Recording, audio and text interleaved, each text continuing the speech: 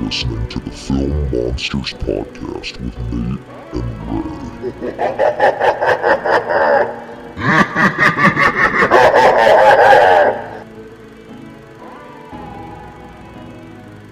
Well, hello everyone, and welcome back to the the Film Monsters Podcast. I'm Nate.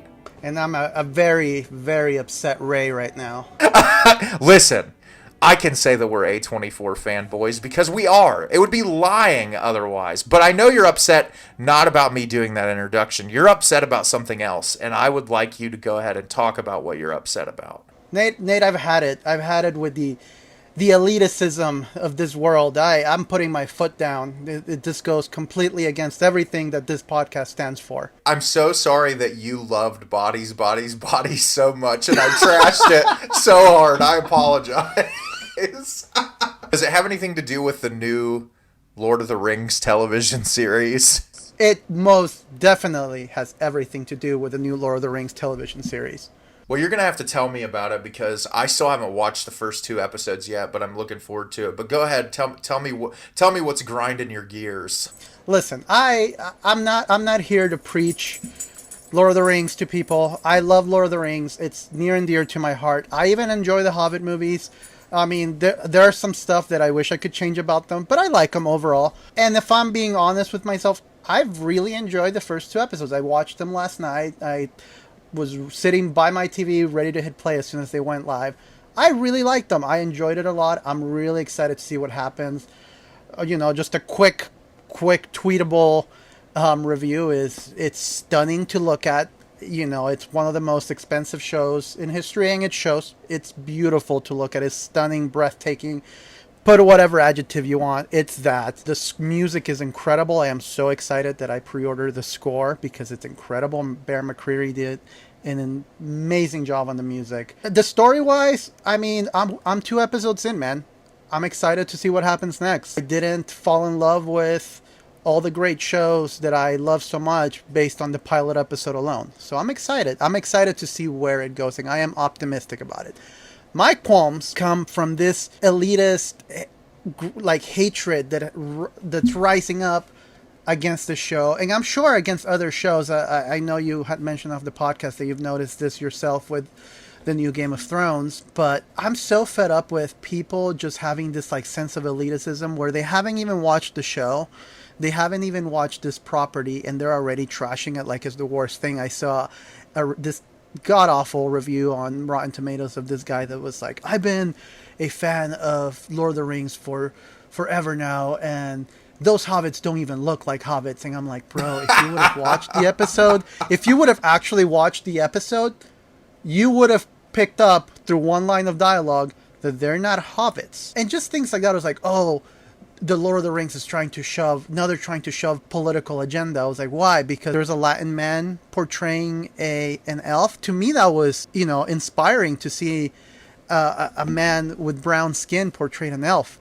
That was near and dear to my heart. It was one of my favorite parts of the show to see someone of my background being represented through this fantastical creature that I've grown to love and care for since I was little. And you have all these reviews, and you have all these people literally creating fake profiles. And this is just my take on it, because it's from what I've noticed, people writing these reviews like, oh, I'm not going to even waste my words on it. It's awful. I'm like, but you obviously have a profile on Rotten Tomatoes to write that line to give the show a 1-star review. So did you actually watch it, or you're just bitter that this is happening and you just want to put hate out there of something you haven't even seen? And you click on these profiles on Rotten Tomatoes and they don't even have a profile picture. They don't have any other things reviewed. It's just literally a hyperbolic 1-sentence hateful review of the show. And I'm just so fed up with that so much. It bothers me that people aren't willing to just let other people A, enjoy things, and B, make up their own minds about it.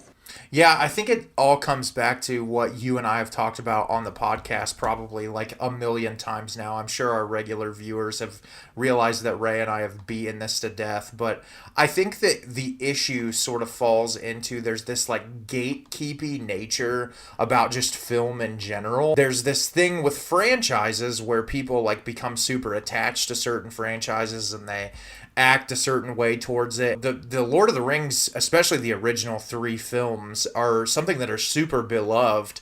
And I think, you know, when a property gets picked up by one of the biggest corporations in America, Amazon, people have their skepticism. And I think that's totally fine to be skeptical about something, but you have to give it a chance before you go out there and be like, oh, this is the worst thing I've ever seen in my life. Oh, this is terrible. Why would they ever make it? And it's like you said, people making baseless comments about things that they haven't even watched yet. And you mentioned it a little bit, and I'll talk about it. And before I go there, I want to say people making comments about people from different backgrounds playing characters. Like I remember when they announced the live action Little Mermaid movie that the person playing the Little Mermaid was going to be African American, and people like freaked out about it. It's a fairy tale. It is what it is. Like, let people play different roles. The thing is, The Lord of the Rings takes place in a mystical universe. Who knows what color skin people had or what they looked like or how they are? Like, just let people be themselves. Let representation occur, because it's like what you said. There are probably so many people from that background that are watching that show saying,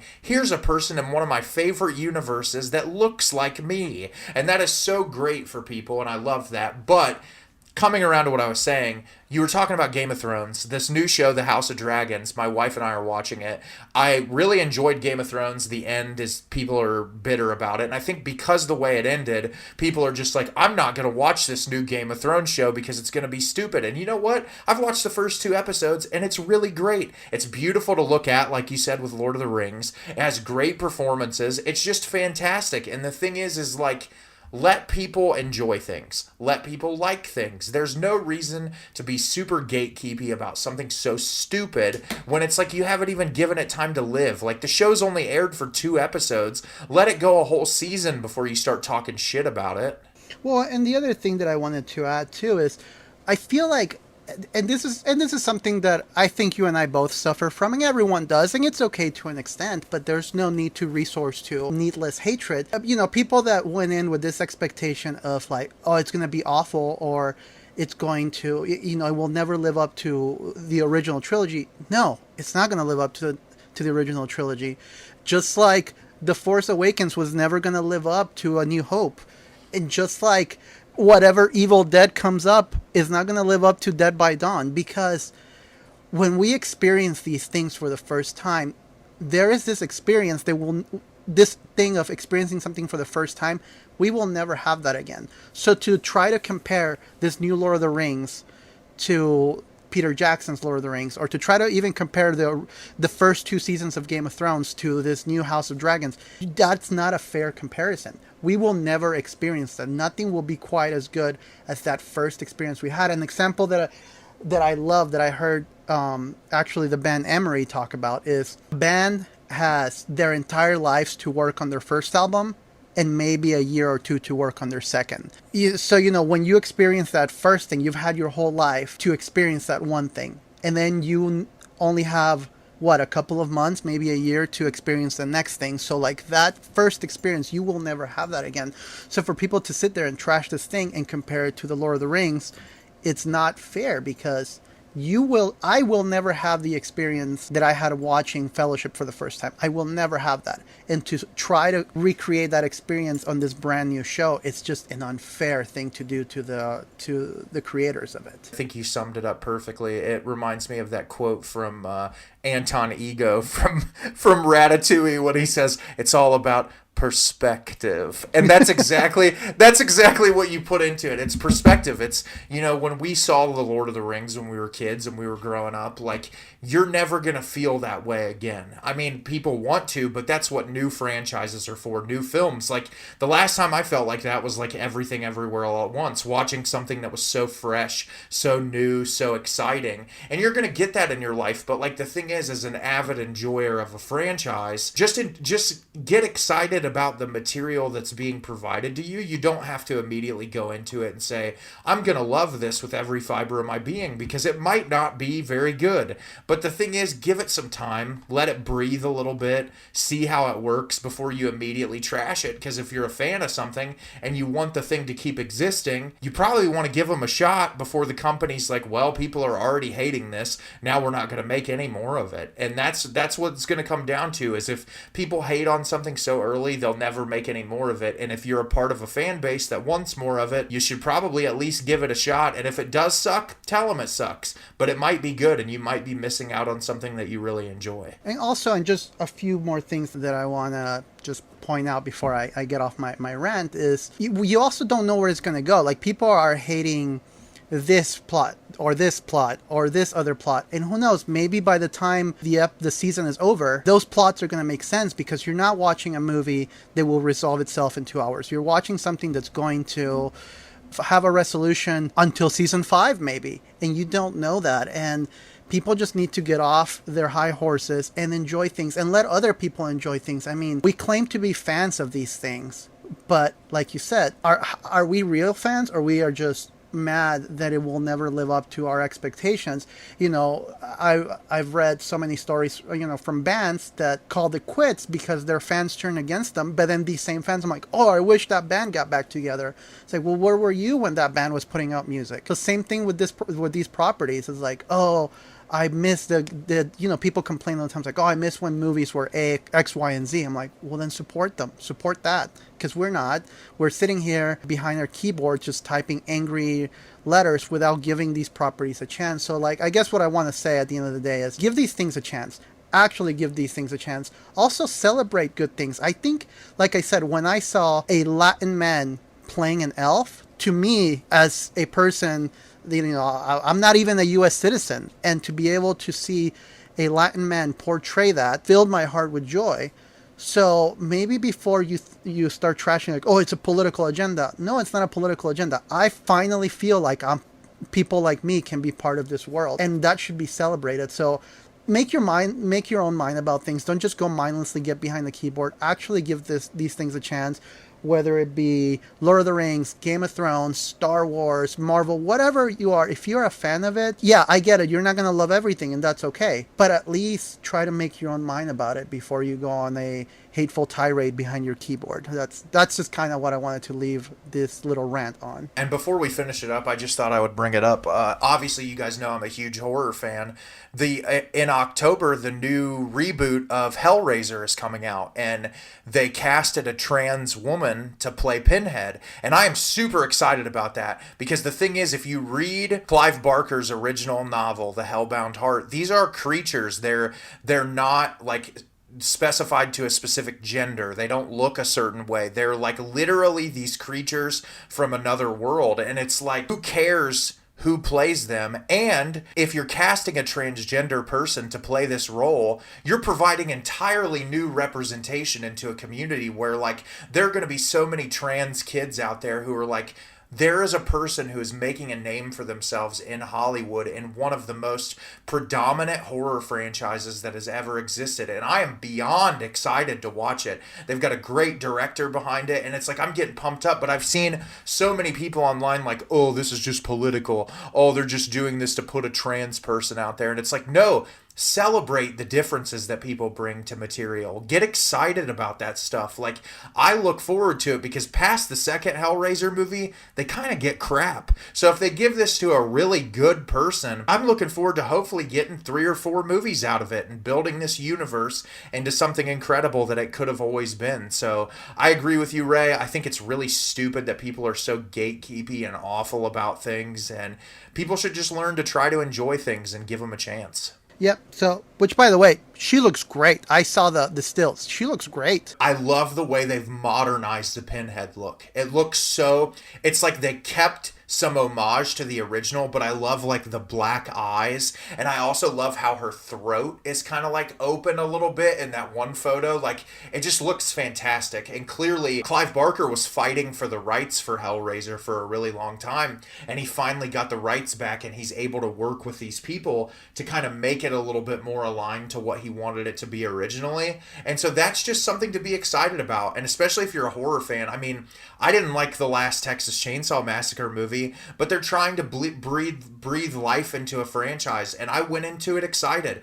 I did not like the last Halloween movie. I thought it was terrible, but I'm gonna go watch Halloween Ends because I'm a fan of the franchise and I enjoy those things, and I want things like that to keep being made. So try to support something and be excited about it before you just like completely rip on it if you've never even watched it. Now, speaking of ripping on things, we were going to talk about a film that I feel like it's been ripped on unnecessarily and that it's underrated, and I am so excited to talk to you about it, Nate. I am too, and I'm so glad that this was the number one on your list, because I was in a similar camp to you where I watched this on streaming. I think I rented it like shortly after it came out, and it didn't come to the theaters near me. I didn't see it really around anywhere. My wife and I had a lot of extensive conversations about this, and we both were absolutely in love with this movie, and I cannot believe more people didn't talk about it. And the movie we're going to talk about today is Lamb. Yeah, I remember that experience. It never came near me. I didn't even watch it on VOD. I just remember seeing it. I saw the 4K Blu-ray show up on the A24 store, and it looks so gorgeous and it looks so incredible. And I did my fair share of research on it, and I'm like, you know what? I'll do it. I kind of did a blind purchase on it. I think I just placed a big order from A24, and I was like, you know what? I'll throw this in to be able to save on shipping and whatnot. And I'm so glad I did. First of all, A24 is stepping it up big time on packaging for these physical releases, but also like the restoration of it, or the 4K editing, and just all the cool stuff that they add is amazing. So, I'm like, if anything else, I'll have a gorgeous Blu-ray. And no, it was incredible. I couldn't look away from the moment I hit play on that movie. I completely agree, and I think that it immediately enamors you from the very first shot. I think you mentioned it when we were talking about it in the last episode. It's really hard to not make Iceland look gorgeous, but those first couple of shots in the movie just really kind of bring you into the atmosphere of this film, which it's really gorgeous to look at, but it's very like blue. The color palette is very sad and somber, and you kind of feel that through most of the film. And the entire movie, just the most simple shots, even like Noomi Rapace's character when she's riding on the tractor, they're just so beautifully framed. And what I thought was interesting when I was rewatching it, I actually rewatched it yesterday, and I wanted to tell you, Ray, thinking about the expansion of the property that they live on, I thought it was incredible that like they'd have these still image shots where they were walking and they have the mountains in the background, and the mountains just don't move because they're so huge. And it just gives you the idea of the scope of this place that they live in and how big it is. Well, and even like the indoor shots though, like, because they live in arguably like a pretty small home. I mean, small for what it is, for this farmhouse. The rooms, living room, kitchen, they all feel kind of like really, really intimate, really tight-knit. And even those, like the way that they lit those rooms, and the way those like the blue hues kind of creep in through the bedrooms and through the kitchen and the living room, it gives you this sense, like you said, this like somber, sad, like there's this somber mood in that home, like at all times. Exactly, and it comes to life even more through the film. And Ray mentioned it in our episode last week, but the way the film starts, you don't really get any dialogue for probably the first 12 to 13 minutes of the movie, with the exception of at the beginning you have this radio that's like playing this announcement talking about the fact that it's Christmas time, and the camera goes into the barn that has all the sheep in it, and you're really just kind of getting a scope of where they're at. You cut outside and there's some sound of some like creature that spooks all of these animals, and you don't really know what it is, and then when they're in the barn again, you hear that same noise, and we're not 100% sure what it is, but it just really creates that ominous tone that the entire movie has, where you constantly feel like there's this looming presence or something around. And I love the way that that movie kicks off. It just immediately piqued my interest. Well, then we were talking about this off the podcast, and there's almost this sense of like so much is being told through all that visual storytelling, even little hints like you can tell there's some form of friction between that couple. That's kind of the way they look at each other. Often you see couples, talking and being very social and laughing, but there's not a lot of that. Even when they're working in silence. They're not really sharing much. You can sense a tension between them two at all times, and that's you're never told like, oh, they're having marital issues. You're never told any of that. You just feel this sense of somberness and dread just emanating from that couple. And it's really interesting that you mentioned that too, because I took that up even more this time as like, even at the beginning. So after that initial shot, what we're given for a little while is just mundane shots of their day-to-day life. So there's a shot of like Noomi Rapace on this machine that's like, I don't know anything about farming, but she's out doing some kind of work in the field. You see the husband, he's like in the barn working with the animals. There's this scene at the beginning of them just like while the sheep are giving birth, that they're just like in complete silence, just grabbing them, tagging their ears, like doing all the mundane stuff. The very first time they speak to each other, they're at a table and the husband is reading a magazine. And he says, well, it looks like they figured out how time travel is going to happen. She's like, really? Like they figured out how to do time travel? He's like, no, well, it's all theoretical. And he said, I'm not sure if I want to know my future anyway. And she's like, well, wouldn't you want to know something about the past or something to that regard? And it just immediately gives you that character dynamic between the two of them, of that his character is much more focused on like the here and now and living in today and possibly looking at the future, where Noomi Rapace's character is much more focused on the past and something that happened in the past, which in the first few minutes of the film, you're not 100% sure what they're talking about, but you keep that in the back of your head. And I think that's a really poignant way of what you talked about off the podcast, Ray. It's great foreshadowing. It really does kind of get you into the mind of, okay, here's these two characters. They have very different mindsets. And where is this film going to take us? I know I touched a little bit on this when I was ranting a second ago, but like at first glance, that little piece of conversation seems like pointless. Like, what was the point of that? That seemed random to just throw in there. But, as we find out later on, and as we find out on subsequent watches, that little piece of dialogue is actually really powerful and really meaningful in the grand scheme of things in the film. So once again, going back to my previous rant, just like stick it out, man. You'll get something beautiful out of it if you just stick it out. Exactly. And there's another piece of symbolism, which I talked to Ray about off the podcast, which happens right after this scene. Noomi Rapace says something to her husband about like, hey, you need to go check this thing out in the barn. And he goes up to the barn and the camera holds on this shot of him looking down into this bucket of water around the sheep out there. And he's looking in it and his reflection is completely clear. And then you see this baby and a larger sheep come up and start drinking the water, and it breaks his reflection, and it just holds the entire time. And we won't get into it at this very second, as Ray said before, with that last conversation being seemingly mundane. To the normal viewer, that shot might seem completely meaningless, but that shot speaks volumes later on in the film. And I was like, wow, this is really great visual foreshadowing. Yeah. Well, and then soon after that, I mean, you talked about it actually on our previous episode when they show some of the shots of them inside the barn and you see them helping this lamb give birth. I hope I'm not getting ahead of myself. I believe that's the next big event in the film. Yep, that's the next part. Yeah, so they're sitting there, and this is what I was referencing to. This lamb, this sheep is giving birth to a little baby lamb. And this is one of those shots that I was talking about where they're husband and wife who have built a life of their own, and the dynamic is very cold.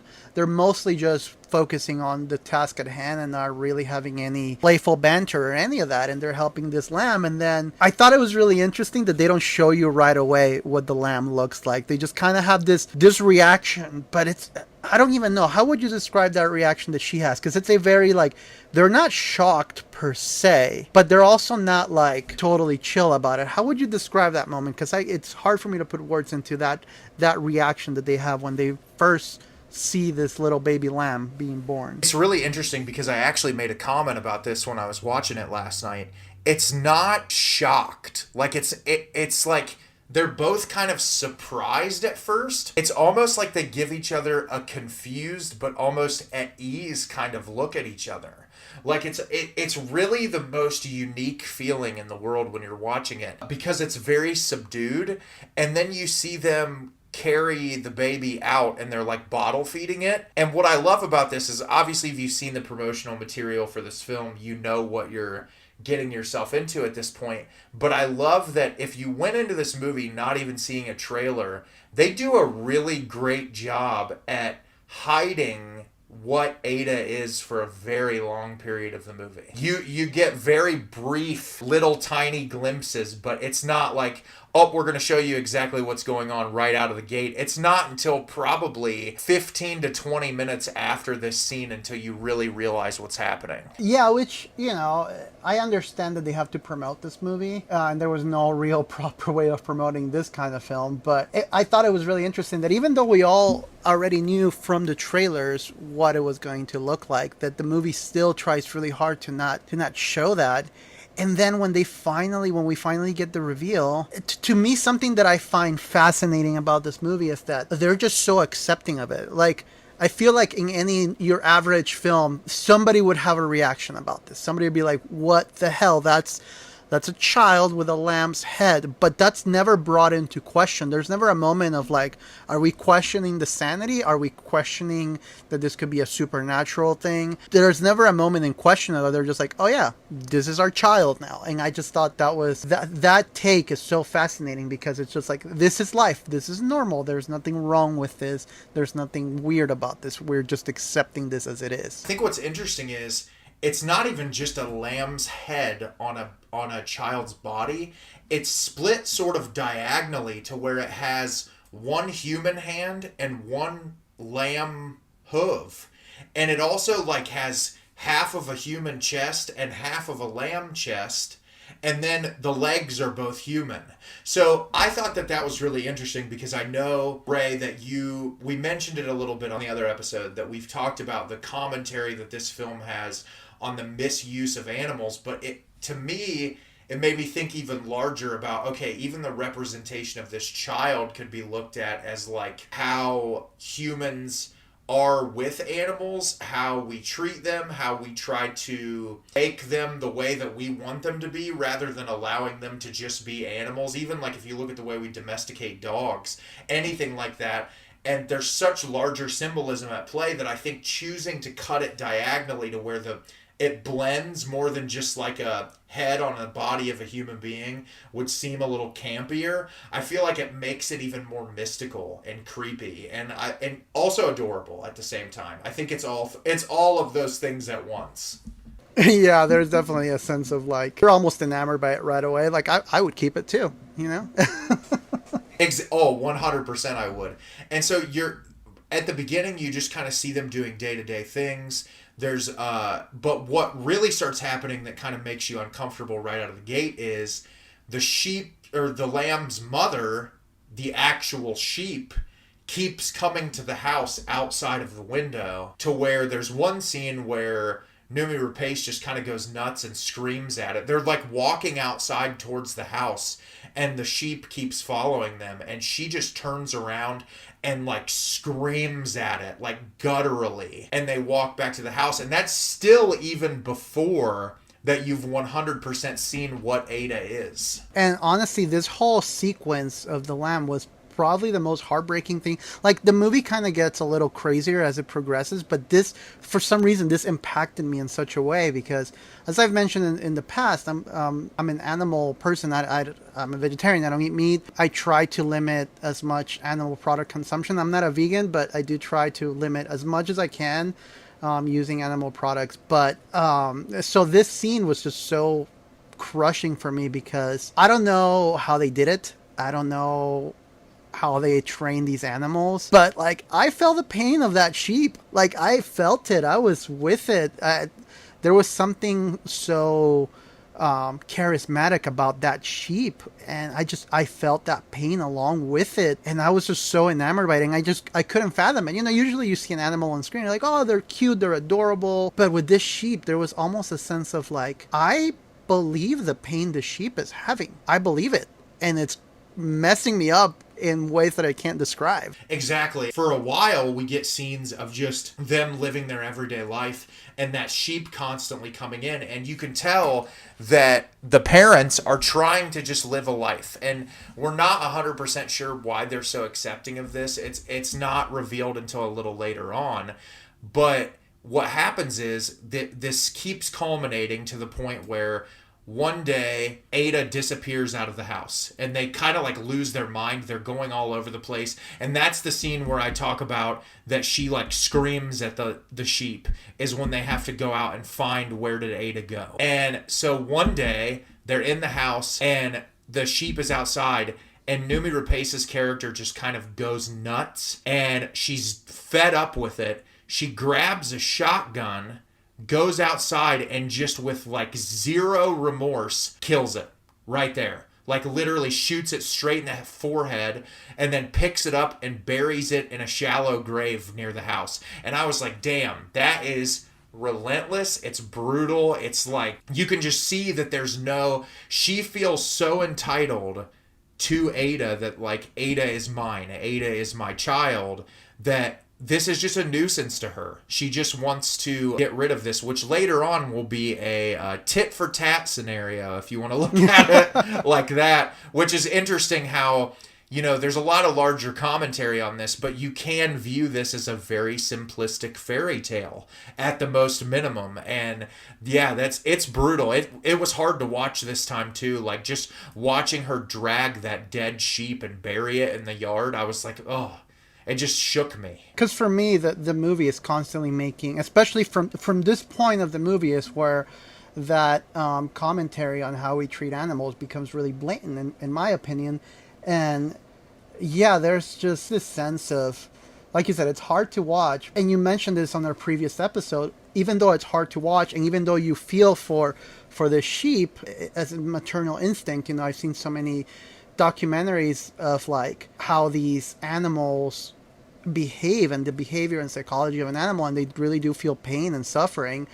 But at the same time, you can tell this woman is also feeling some form of grief, pain, and suffering. I've heard that the worst pain a human can feel is a loss of a child, like their own child. So you almost feel for both. So it's kind of hard to be like, well, she's awful because she did that, or that sheep is annoying because that sheep is doing that. It really puts you in like a very moral and philosophical dilemma, that situation alone. Exactly. And what I wanted to say too, really quickly, when you were talking about just like the perspective of the way we treat animals, this goes back to a little earlier in the film, but that scene where they're tagging the baby's ears, it's just so cold. Like when you watch it, it almost feels documentary like, where it's like the camera holds on them, like piercing the lamb's ear to put the numbered tag on it. And it's just like, it's so formulaic. It's so like assembly line that it really gets you in the head of like, this is how these big businesses who manufacture meat products from killing animals, like this is how it is to them. It's very much just a job. It's nothing more than that. And so it really does have that very cold, sort of like heartless feel. But at the same time, right after that scene, very shortly after, you get this really beautiful shot of Numi Rapace with Ada sitting outside, and she makes Ada like a flower crown, which called a midsummer. That's what I was thinking. I was like, if A24 sold a like Ada sheep with the flower crown for like $100, they would sell out of those like immediately. I would buy one too. I would put it with my record collection. Right after that, she makes that flower crown and they're walking together, and she takes Ada to this cemetery, and you don't get anything except there's 3 crosses in the cemetery. And for a very quick second, it's not even, I had to pause my movie because it cuts away so fast, but there's a placard on one of them that says Ada, and it's in Icelandic, but if you translate it, it says angel on earth, angel in heaven, which right after that gives you the idea that her and her husband have tried to have kids before, and that either they've had the kids and they've died, or something has happened to where they have not been able to keep their children. And that really kind of pulls at your heartstrings even more and kind of puts you in and makes you understand why they are so accepting of having this lamb human child hybrid as a kid. Right. And, when you put it through that perspective, it's like, there is, I've seen cases of mothers having postpartum depression, and they will do things that they normally don't do. I don't understand the psychology of it, obviously, but who's to say that this isn't a recent event and she's experiencing some postpartum depression that has pushed her over the edge, because between the cold relationship she has with her husband and this almost matter of fact, like, she's mine and I'm going to kill the biological mother to keep her at all costs. Who's to say that she's not experiencing some form of grief? I would love to see this film through the lens of a grieving mother, just to see how accurately depicted that can be. Yes, I completely agree with you. I think that would be a really fascinating comparison. So shortly after that scene that we were just talking about, you get introduced to this random character who we have no idea who it is, but there's these people driving in the middle of nowhere. It's these two women and this guy. They get out of a car, they open the trunk, and they just kind of dump this dude on the side of the road. And he navigates through and he ends up stumbling on the house. And he goes inside and he sleeps in the barn. And I think what's a really interesting shot is when he wakes up in the barn, his vision's kind of blurry and he sees Ada standing there and he kind of shakes his head and then she's gone. And he comes out of the barn and he goes out there, and when he sees the husband isn't shocked or anything, and he's like, hey, I got in late last night, I slept in the barn. And we come to find out that that is the husband's brother, Peter, who clearly is into some weird stuff. We don't really get the full scope of what's going on with him and why those people like dumped him off in the middle of nowhere. When he arrives and he sees what they're doing with Ada, he is completely put off with it, and he thinks there is something very wrong with what is going on. I don't know if you were like me. I was actually laughing pretty hard at that scene when they're having breakfast, and Ada just walks up to the table and sits there. He just kind of keeps giving her these like awkward glances. Yeah, he's completely shocked. There's a scene in which it's really tense, but he goes in and Noomi Rapace is taking a bath with Ada, and they're like playing around together or whatever, and Peter walks down the stairs and he like stares at them through the window. You don't see Ada through that shot. You just see Noomi Rapace, and he's like looking at her and kind of just staring at her for a really long period of time.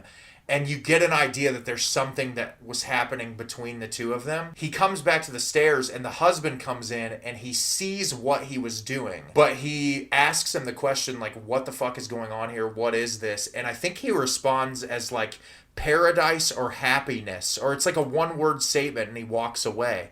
But he doesn't seem off-put at the fact that his brother just like looked at his wife. And I wonder if, and I was asking myself this the other night, does he know of their affair? Is he aware of it? Maybe. Or another thought that I just had right now is like, what if the husband isn't able to have kids, so there's a connection there with the brother? I don't know.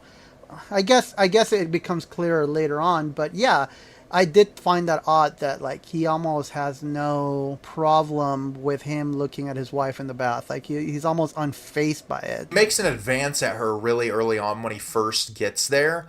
He like tries to kiss her or something. They're like outside together and it's just the two of them, and she's like, please don't do this right now. Like I don't want anything to do with this. So you can tell that it's either she feels some remorse about it, or like he's just kind of an off-putting asshole. I'm not really 100% sure. But that dynamic is really fascinating, and we'll talk about it a little bit more because it gets explored more later in the film. But I think that that's a really interesting element. Well, and then you get a lot of shots of them spending time together, and that's what I find so interesting, that like the husband's reaction originally to this whole dynamic, and then they are just spending time together like nothing is wrong. And that's just interesting to me because that dynamic, like I said, you have this really cold dynamic between the two of them from the get-go. and then you have the husband almost not being very reactive to this really awkward moment. Like I know that me, for example, I've covered up just at the thought of like my parents walking in while I was changing, let alone if it was like a partner. So to me, that was just such an interesting reaction. And then you get all these shots of them just spending time together like nothing is wrong. And he even starts, I don't know how you felt about this. I felt really like weird because he's trying to connect with Ada, but it almost feels malicious.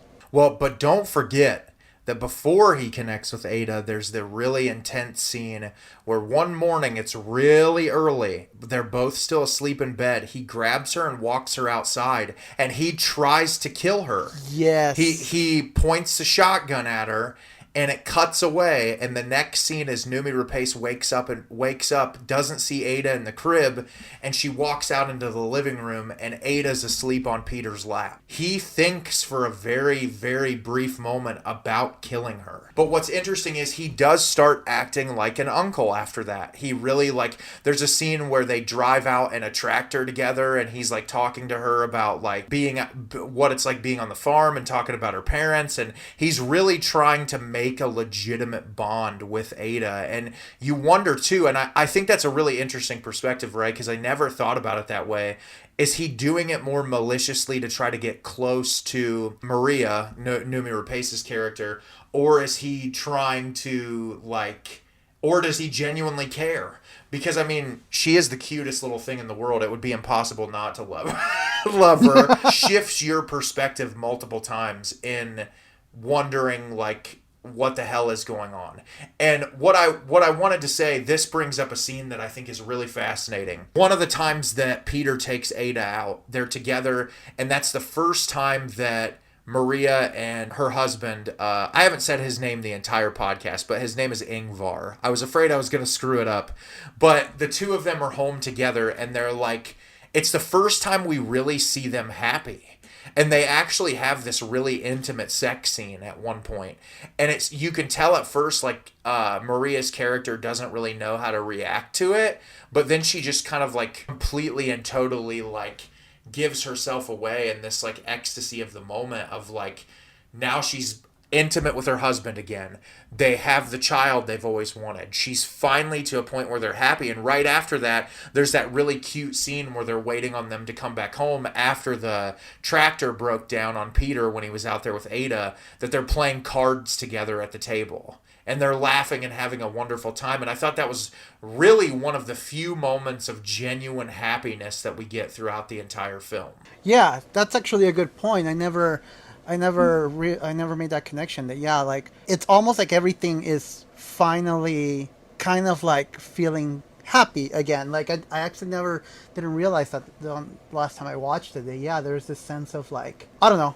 Right after they have that intimate moment, it's almost like everything is falling into place. Like they're starting to become happy. The brother may not be that bad of a guy. He's actually connecting with Ada. Yeah, that is really interesting. I never thought of it like that. And what's really interesting too is, and I mentioned this to Ray off the podcast because I watched this just last night, so I was taking a lot of notes, but what is really fascinating is right after that, there's a scene, Ada and Peter are still out together, and Maria and Ingvar are sitting in the house, and he's sitting at the chair, and she's got her hand on his shoulder, and they're staring straight out the window. It's just completely blue outside. It's that really somber color.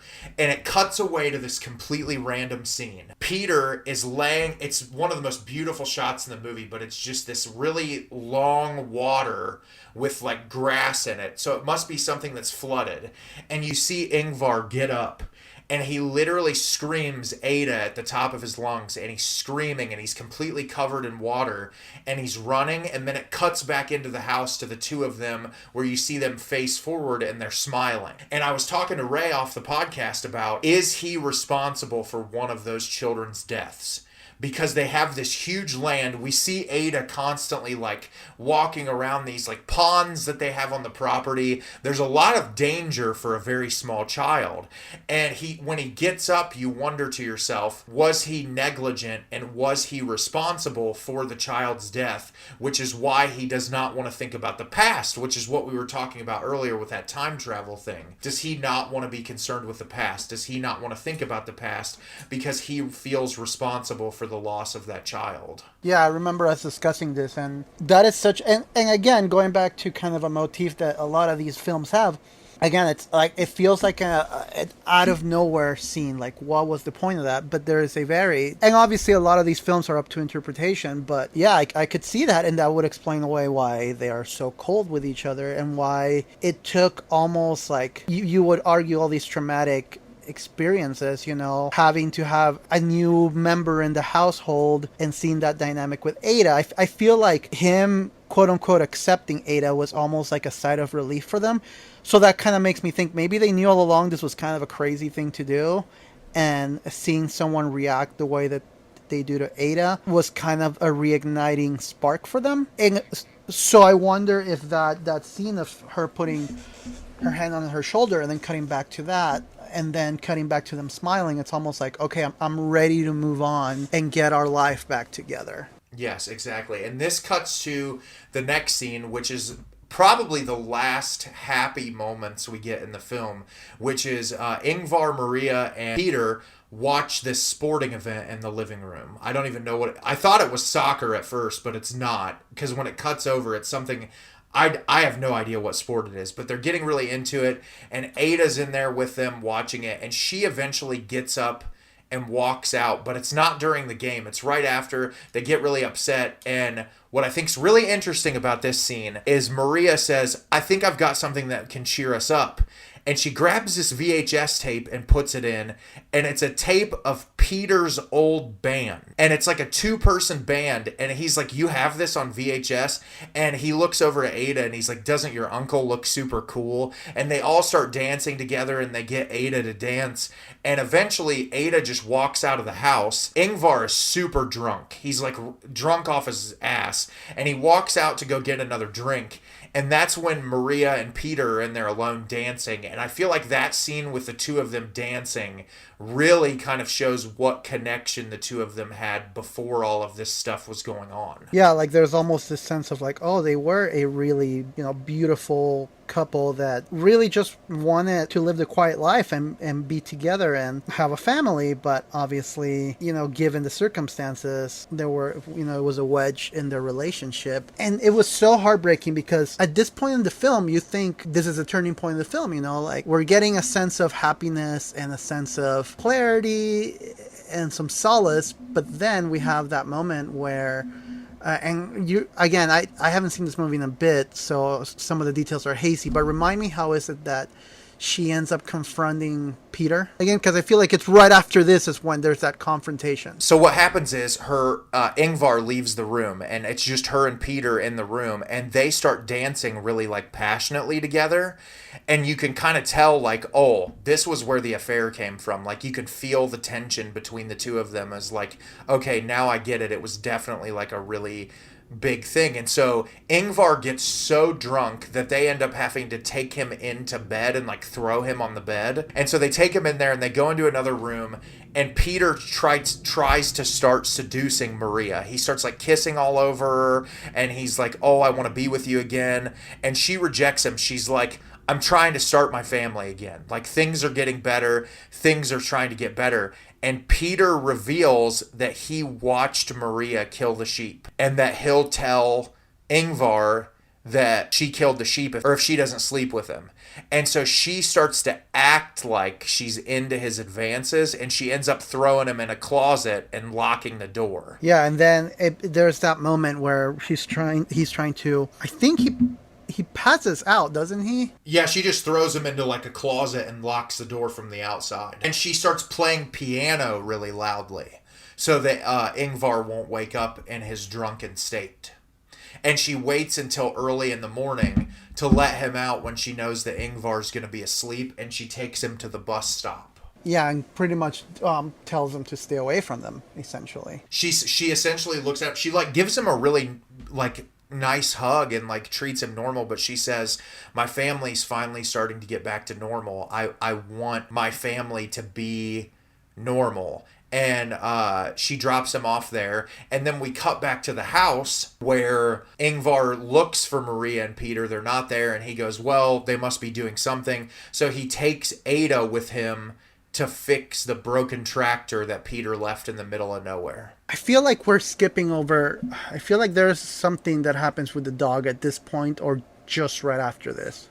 So, yes, so right in between that is when the dog... So this is actually when they're having the party, that the dog hears something in the barn and goes out there, and we hear off screen that that poor, beautiful dog gets killed, which was another very difficult part of this movie to watch.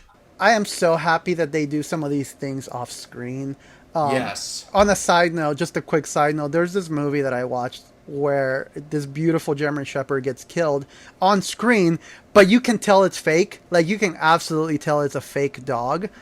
And somebody told me, it's like, oh, that dog looks so fake. I was like, I am so glad it looks fake. Yeah, exactly. Because I am to the point in my life, I love animals with my whole heart. I am not a vegetarian like Ray. I do eat animal products, but I do love animals with everything in my being. And it is harder for me to watch an animal get killed on screen than it is a person. And I know that probably sounds terrible, and I know it's all fiction, but something about just like the beauty and purity of animals and how wholesome they are, it's just really hard to watch. And I'm glad it happens off screen, but that does not take away from that shot that you get that's super gnarly of how the dog looks after it was killed. Yeah, no, I'm the same way. It's harder for me to watch an animal die, for sure. Even if you're just hearing the yelping on the background. Oh, it's so tough. So yeah, so we get that, and then at this point we're asking ourselves, hold on, what killed that dog? We hear that noise from the beginning of the movie. You hear that like growl, and that's what really makes the dog super unsettled. Yeah, that's right. So at this point, then we have this whole thing of her leaving, and having the brother leave, and then we cut back to them repairing the tractor. And this is so interesting to me because everything seems perfectly fine, but there's the movie does something. I don't know if it's the score, I don't know if it's the lighting or just the sound design, but there is a tension in the air from this moment on. There's something so tense because you hear these noises and you don't really know what it is for a long time. And again, I don't know if it's the sound design or the score, but there's some like the tension that is felt throughout these, because this is arguably like we're heading into the ending of, the third act at this point. I almost missed over it, but there's that period where they're watching the music video in the house and they're also drunk. They don't really pay attention. But Ada runs outside and she sees whatever that is outside. She sees that creature and she looks at it, and she ends up running back into the house before anything happens. But she knows what's going to happen before anybody else in the movie does. And isn't there like a shot where like you can almost see the silhouetted being on her eye? Yes, it is when the creature confronts her and the dad. Before you even see the way he looks, you just see his reflection in Ada's eye. So yeah, they're on their way back and you hear a gunshot and you see through Ada's eye this ram-looking man hybrid thing. And when it cuts away, you see that the ram is holding the gun that Maria shot the sheep with. He has shot Ingvar. And he shot him a couple of times, like through the neck and like through the chest. And he's laying there on the ground bleeding. And you can tell it really upsets Ada. Ada drops to the ground, is like holding his hand. And then you get the giant looking ram man who's butt naked, who I'm actually surprised we didn't get any ram man penis, knowing A24's history. I was really surprised. And honestly, I don't know if you looked through, but if you look through the booklet that A24 brought, in the original still drawings, there was definitely some ram man dong that was drawn in the original like shot drawing up for this film. Look, all I'm saying is hit us up if you want us to make an episode on our top 5 favorite A24 penises. The old saggy people in Hereditary would be number one. There is a lot of penis in that movie. A lot of penis in Hereditary. There's a lot of penis in Midsommar. There's just a lot of penis and a lot of Ari Aster stuff. We need to ask him what's going on. And he likes old, like he likes them old too. Yeah, what have we said before? He's a penis guy. Robert Eggers is a penis guy. He's also an ass man. We figured that out in all of his movies. Those A24 filmmakers, they're just some dirty dogs. But so after they get killed, Maria comes back and she sees that they're gone, and she ends up running, and she finds Ingvar as he's laying there dying. But what I find so interesting, and I wanted to talk to you about this a little bit, Ray. So when Maria kills the sheep, the brother Peter sees, but no one else knows. This is all taken place without the real biological father seeing. And I find it so interesting that as his revenge, he kills the husband and she never gets to see what happened. That is fascinating. Yeah, it's a complete, it's like I said, it's a tit for tat scenario where it's the same thing that she did to him. Because we don't know how this ram man thing operates. It could just be just as animalistic as a regular animal. Like, you killed that thing's spouse. You killed that thing that it mated with, and he had no idea why or how it happened. He just knows that his child is out there and exists. And so he comes and kills your spouse, and you never get to know who killed him. It's completely 100% a parallel. And so you see her start a run to try to find him, and then literally the last frame of the movie is her closing her eyes and sobbing. And it is not a happy ending. Not at all. No, not at all. Yeah, this movie ends really, really rough. And I obviously we've made it through the entirety of the film, but I do want to talk a little bit about what Ray had mentioned in the previous episode, which, as you can tell, there's a big theme of the way human beings treat animals in this movie, but there's also a really big theme of loss and dealing with depression and post-traumatic stress affiliated with loss. And I think those things kind of bleed through the whole film. And obviously, you know, the mistreatment of animals thing is never explicitly said. It's not like the director is ham-fistedly saying, this is exactly what I'm trying to say. But you can really pick up on a lot of it just through the visuals. And Ray made a brilliant point at the beginning, which is this movie is told so much through visuals. Almost everything is you build together in your head through the imagery, through the cinematography. Well, and then as I was on my journey to get to the point where I'm at as far as how I feel about animal rights, I did see, and you don't even need to go watch some awful PETA documentary. Just watch the film Okja. That tells you enough in like a fantastical way of what actually happens. There is this sense of like hopelessness that is portrayed on a lot of these animals and how they're treated in these dairy farms. So I thought it was such a genius move from the director, and obviously I don't know what the director was really trying to say. This is just my interpretation, but I think it's so genius that the dread and the sadness and hopelessness that these animals feel on these dairy farms is the very hopelessness that it's felt through the human characters on this film. Exactly. And I think it's interesting, you were talking about watching Okja, but when I was in school for my first degree, it was for hospitality management, and I actually watched a documentary that I don't know if you've ever seen it, Ray. It's called Food Inc. And it was about like the mistreatment of animals in the industry, and they actually brought up Chipotle for when Chipotle first came out, because they were one of the few companies at that time, and I don't know if they still do it, but that they were very much into raising animals organically and giving them like the correct treatment and making sure they were taken care of for when the products were created, that they were creating that atmosphere that they, deserve. Like, if you're going to use animals for food, at least give them a good life. Don't put them, like I saw some videos in that movie of Tyson where literally chickens are like rolling around in their own shit and they're like treated literally like nothing because they're just being mass produced for their product to be shipped out. And it's clearly obvious if you pay any attention that the mass food industry is disgusting. The way they mistreat animals is horrible. And this movie does it it commentates on it in such a subtle way that you can just sort of feel throughout the entire runtime of the movie. Yeah, and that's you know, you get that throughout the movie, of course, but it's told in a way where it's not like preachy. It's just like, if you know, you know type of thing.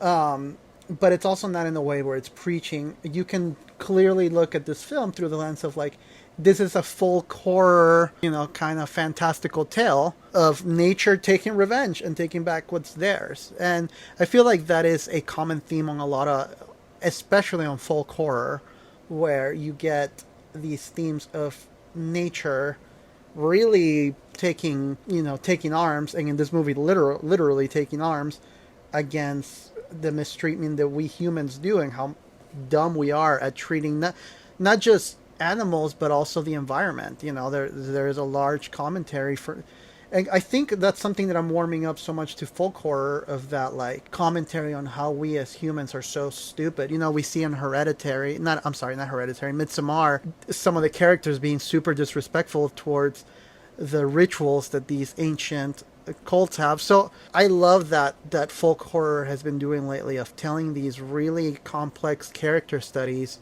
but also making a commentary on how dumb we are as human, and how dumb we are, you know, by destroying the own world that we have, whether you believe it's created by a deity or through evolution. You know, it's still a beautiful world that we've been given that we need to take care of, and we're doing a horrible job at it. Oh, 100%. And I had a couple of things before we ended that I just wanted to say, because I thought you'd find all this stuff, tidbits, interesting, because I know you love this stuff, Ray. But I don't know if you know this, but this film, the director, Valdemar Johansen, co-wrote this movie with Sean, the one who co-wrote The Northman with Robert Eggers. Oh, that's awesome. Yeah, so he co-wrote this movie with him, and I also thought you'd find this interesting. This is Valdemar Johansen's first film, but we talk about all the time how people come from different worlds. He is originally a special effects artist, and he actually he was a special effects technician on Prometheus, Transformers Age of Extinction, Fast and the Furious 8, Rogue One, and most recently the Amazon original movie The Tomorrow War. So he does all like special effects work normally, and Lamb was his first directorial feature. He doesn't have anything else announced, but I would say for a directorial debut, you did a really great job. Well, it actually, you know, it stands to reason how he casted, what's her name again? Noomi Rapace. Noomi Rapace, who is in Prometheus. Yes, and I think Noomi Rapace is an incredibly talented actress. If you guys get the chance, there was a film released this year called I gotta look up the name of it because it has one of those. It's like You Are Not Alone or You Are Never Alone. I gotta look it up because it's all these movies have these super long titles now. You Won't Be Alone is the name of it. It's another Icelandic film. It's about these like body changing witches, and Noomi Rapace is in it, and she is phenomenal in the movie. It's super quiet and refined, but if you like Lamb, honestly, if you type in that movie on Google, the first movies that come up are The Witch, Lamb, Men, and X. So if you're an A24 fan, you'll like it. I think it's streaming for free on Peacock. So definitely check that out if you haven't seen it. I'm a big Noomi Rapace fan. I think she's really talented. But yeah, that's my thoughts on Lamb. I don't know if you have anything else you want to say, Ray. I love this movie. I think it's definitely one of the more underrated films in A24's catalog. I'm not sure why more people didn't praise this a lot more, but I thought it was great, and I'm glad I got to rewatch it again because it made me like it even more. No, same. I don't really have much else to add to it other than, yeah, I love this movie. It's quiet, it's refined, it talks subjects that I feel very strongly about, but it's not so blatant that it would turn people off. You know, just you got to do some reading, man. Just read, like I said in the last episode, just read subtitles like an adult, and you'll be open to so many amazing films out there. Absolutely. So that is our discussion of Lamb. And after our discussion of Lamb, Ray, did you make a decision on between Under the Silver Lake and The Last Black Man in San Francisco, which film we will be reviewing next week? No, Nate, I went on a journey. I went on a journey of self-discovery, a journey of finding myself to make a decision for this. I couldn't come up with an answer. So I looked up, and I said, universe, I need a sign. I need to know what to do because this transcends anything, any decision I've ever made. This transcends it all. Universe, send me a sign. That's all I ask, for a sign. So today I decided to stop by the record store. Like, I'm trying to give you an anecdote here. I'm trying to make this a storytelling moment. So I go to the record store and I'm like, I'm recording an episode here in like 2 hours and I have no idea what I'm going to pick. And the universe is letting me down. I have no answer to give. So I meander over through the films and be like, well, we'll see what happens. And lo and behold, there it was. A pre-owned copy of The Last Black Man in San Francisco. Yes. Let me ask you, is that A24 packaging just not brilliant? It is gorgeous. My goodness. They are not messing around. No, and I cannot wait for you to see this movie. It's so beautiful. And this movie, similarly to our discussion on Lamb today, it's so layered in symbolism and there's so much that happens in it. And it's also just a really beautiful story on its own. I'm really looking forward to talking with you about that movie in depth because there's a lot of things to explore. And I honestly think it'll become one of your favorite A24 films. It's just, I hope you end up loving it as much as you loved Her because we had such a great conversation about that movie too. I'm excited. And then I feel like, honestly, like I wanted to pick Last Black Man in San Francisco from the moment you recommended it, but I just wasn't sure it was going to arrive to my house on time if I order it from A24, because I figure if I'm going to spend the money, I'm going to buy the nice packaging. But lo and behold, it was sitting right there at the record store, so I'm just like, well, it's right here. That is amazing. So we will be talking about The Last Black Man in San Francisco from Joe Talbot next week. So if you haven't seen it, go watch it so you can join our discussion. So we actually have a decent amount of time left, Ray. We haven't spent a lot. We haven't used up a whole lot of the episode. So what have you been watching this week? And do you have possibly 2 movies you could talk about? Because I definitely have at least 2 movies I can bring up on what I watched this week. Yeah, no, I can definitely bring up. I think the one that one is a movie and one's a TV show. Yes, do them both. I'm ready. Okay, the TV show. This is more on a lighthearted, side of things. Because Mondo knows how to get to my wallet, and Mondo knows how to just beat me over the head with my wallet.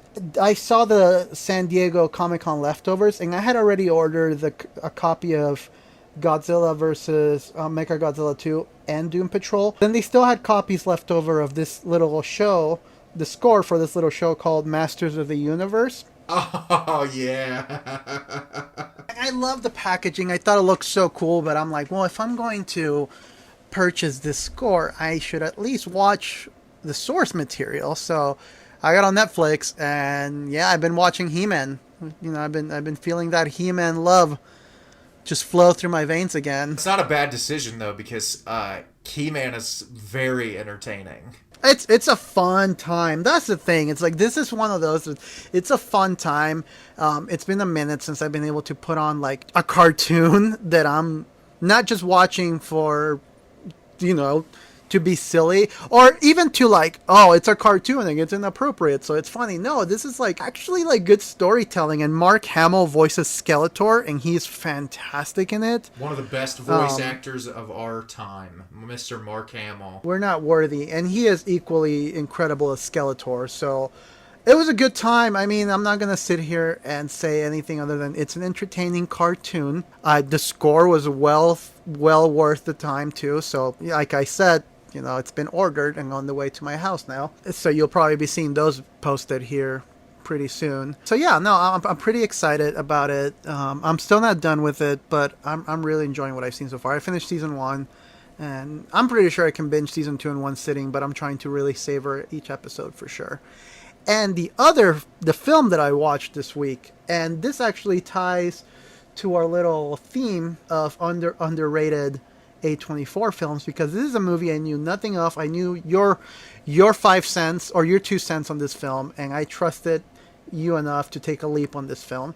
and that is After Yang. What did you think? Because I loved this movie a lot. What I was expecting, but I say that in like the best way possible. I wasn't sure what I was expecting, to be honest, but it definitely wasn't what I thought it was going to be. I thought it was going to be leaning more heavily into the sci-fi, but it leaned more heavily into the drama. And there's something there's something about this film that I couldn't stop thinking about after I watched it. It's like you're in a dream. The movie makes you feel like you're in a dream. It does, and I just couldn't stop thinking about it. I couldn't stop thinking about the themes, and you know me, I'm a big fan of Blade Runner and those topics. So having this android basically question its own through very subtle ways and through very subtle storytelling, this robot essentially having questions about its own existence and where he stands. I don't know. It left me thinking. I'm still thinking about it. And also Colin Farrell, man. Where has Colin Farrell been all my life? He's just killing it this year. He just continuously kills it. He's one of my favorites. I actually listened to, I don't know if, I'm sure you know this, Ray, but A24 has a podcast, and they did an episode with the director of that film, Kogonada, with Michelle Zonier from the band Japanese Breakfast. And he dove into talking about this movie a little bit, and it was so fascinating to kind of just hear his perspective. And he has another movie called Columbus, which I've never seen, but I've heard a lot of good things about. And after watching After Yang, I was like, I want to 100% watch this movie, because I felt like After Yang, it's similarly to a lot of films we talked about, even like looking at Her, it was set in a futuristic world that felt realistic. It felt like something that could 100% be in the next couple of years. And I was so appreciative of that. Oh, it was so immersive. The performances were amazing. And this whole idea of like them getting this robot so that their daughter could understand her cultural heritage was just so fascinating to me. I love that. I also love the, there's something so like, I don't want to say this without giving too many spoilers, but like when he gets access to the memories and you get all these different lives he's lived all the way to the connection with a character in the film, it was just, I was so mesmerized. And it was one of those movies that it wasn't like high stakes. It wasn't like, this is so exciting and I'm bursting at the seams. No, it was very subdued and quiet, but I just couldn't stop. I was just so fascinated by everything happening on screen. I'm so excited to rewatch it. I feel like I'm going to get more out of it on second and third viewings, because it explored topics that are so fascinating and told through in a way that I don't really have seen it told through that lens. No, it's in my top 10 of the year. It's definitely one of the best movies made this year.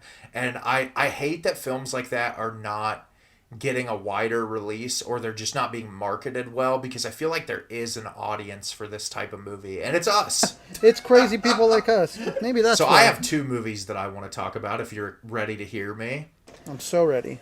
So the first one is from a director who I have not been the most kind to, Mr. Gaspar Noé, who did make a movie with A24 called Climax, which I'm not sure if you're familiar with, Ray. No, I'm not. Yeah. I was not a fan of that movie, but I watched his new film, Vortex, starring Mr. Dario Argento as the lead character. And it was one of the most brilliant movies I've seen the entire year. It was about an elderly couple who the wife is being stricken with dementia, and it's shot split screen. So you have two cameras rolling at the same time, one through Dario Argento's perspective and one through the wife's perspective. And you get scenes of like her having a dementia episode and him having to go find her. And it's just about these two trying to keep their relationship in this period of their life that is just so difficult. And their son, who's played played by Alex Lutz, tries to come home and take care of them. He's trying to be a part of their lives, but he's also kind of fucked his own life up. He's in a divorce. He has a child. He's like selling drugs to try to make enough money to live. And it's just a really beautiful character study that's also really heartbreaking. And I want to forgive Gaspar Noé for all the horrible things I've said about Climax, because now I know that he can do with that visual style and storytelling what I've always wanted him to be able to do. And that movie was one of the best things I've watched all year. I'm looking him up to see what else he's done. I'm looking up this Climax movie, what this is. Yeah, it's a dance movie about these people who go on like a drug trip and they start killing themselves. That's the whole movie. It's really hard to watch. It was not a movie that I was really thrilled when I finished it. But yeah, so that was the first movie I watched. And the second movie I watched, Ray, is from A24. Can you believe it? I mean, I would hope so with this whole thing you're doing. And this is an A24 movie that came out 2 weeks ago that did not get a theatrical release. It went straight online for VOD rental, and that is called Funny Pages. And this is a movie about a young kid who just is about to graduate high school. He decides that he wants to write comic strips for a living, and he tells his really wealthy parents that he wants to live on his own and do his own thing. So he moves into this gross, grimy basement with these two old men, and he tries to make it as a cartoonist. He gets a job trying to make a little bit of money while he works on that, and he meets this guy who used to work for Image Comics, who he asks for advice from, who is not the greatest individual. This movie was produced by the Safdie brothers, so it's really anxiety inducing, it's darkly comedic, and it's amazing. And I'm really upset that A24 didn't give this a theatrical release, because this movie was incredible. It reminded me of mid-90s. It had that very like nostalgic feel, and I just had a smile on my face through the entire runtime, and I'm so glad I watched this movie. If you want to pay the money to rent it on VOD, it's totally worth it. It's amazing, and I hope this gets a Blu-ray release soon, because I loved it. Interesting. I hadn't even heard of that one. I freaking hate that sometimes A24 chooses to push certain films and not others. You know, like a perfect example is After Yang is a movie that I never even saw get to theaters, but then there was this big push for, and no offense to this movie, because it wasn't bad. Man, there was a big push for Men, and I liked After Yang way more. And the reason why Men got a bigger push is you got Alex Garland, who made a name for himself with his first two films, and I feel like that's how Kogonada did really well. I know that Columbus made a ton of got a ton of awards. People really loved it, but I think it was the fact that people knew Ex Machina, and A24 was like, oh yeah, but that's similar to this Funny Pages, and it's like, instead of putting it out in the theater, they just put it up for a $4.99 rental on Amazon and hope more people will watch it. A24. Well, I guess they gotta make money. Exactly. But that is the two things I watched this week. Vortex is a completely sad, miserable nightmare of a wonderful movie, and Funny Pages is a bright, fun, vivid film that'll make you laugh really hard. So if you want to destroy yourself and then build yourself up, watch those as a double feature. And then watch both the films that Ray recommend, or watch He-Man and then watch After Yang, and you'll really enjoy yourself. I mean, enjoy yourself is a strong word for some of these movies.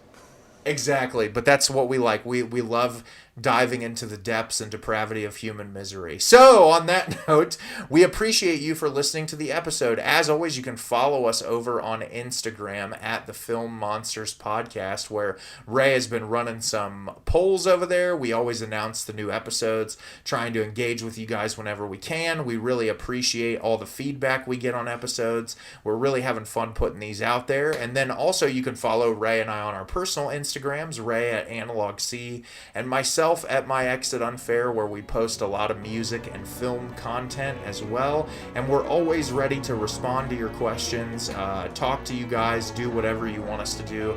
We're just having a blast doing this. We get a lot out of it each week, and we look forward to next week talking about The Last Black Man in San Francisco. So as always, everyone, thank you so much for listening, and have a great rest of your day. Stop hating on intellectual properties. because, quite frankly, my dears, I don't give a damn.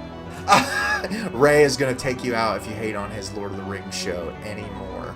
Goodbye, everyone.